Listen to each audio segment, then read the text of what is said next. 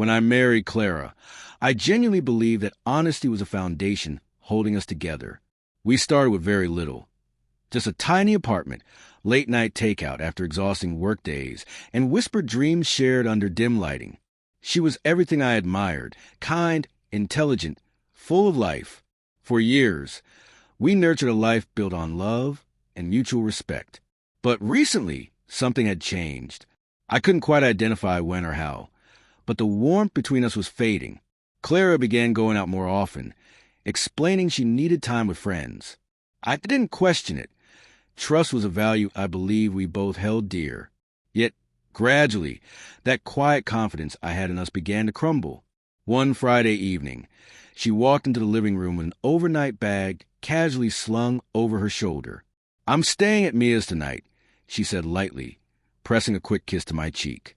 She smiled in that effortless way she used to when everything between us was easy. For a brief moment, I wanted to believe everything was normal. I smiled back and wished her a good night. But as soon as the door clicked shut behind her, a small, nagging voice in my head refused to be silenced.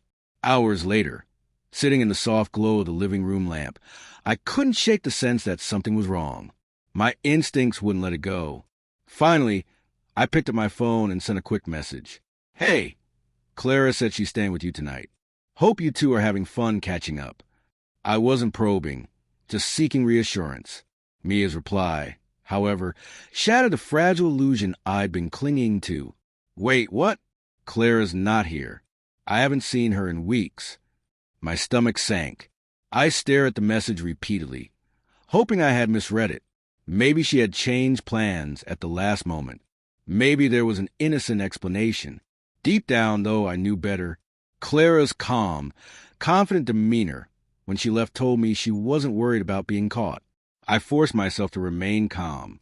I knew her well enough to realize that if she was lying, she would try to maintain her story once she felt in control.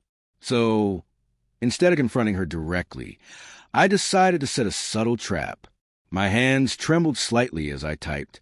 "Clara, I just spoke to Mia. She said you never showed up. I'm worried something's wrong. Should I call the police?"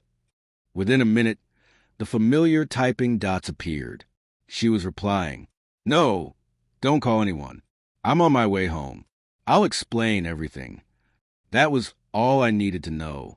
My throat tightened as I put the phone down. I didn't respond. I simply waited.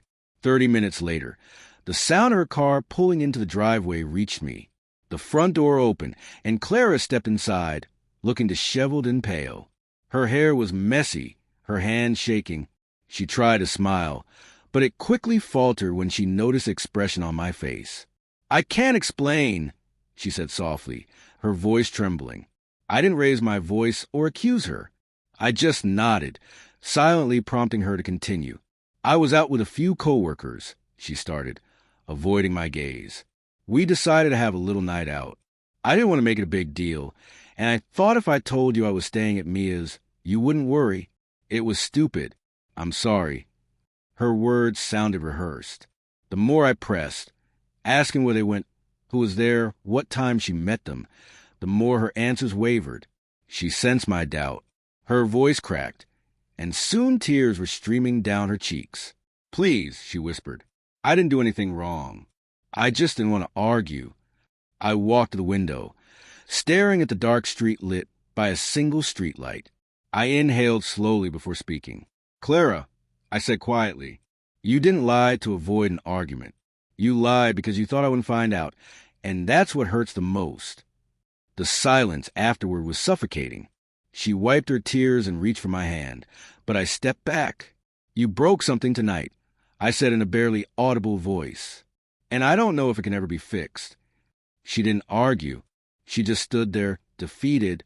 That night, she slept in the guest room while I lay awake, staring at the ceiling, my thoughts racing.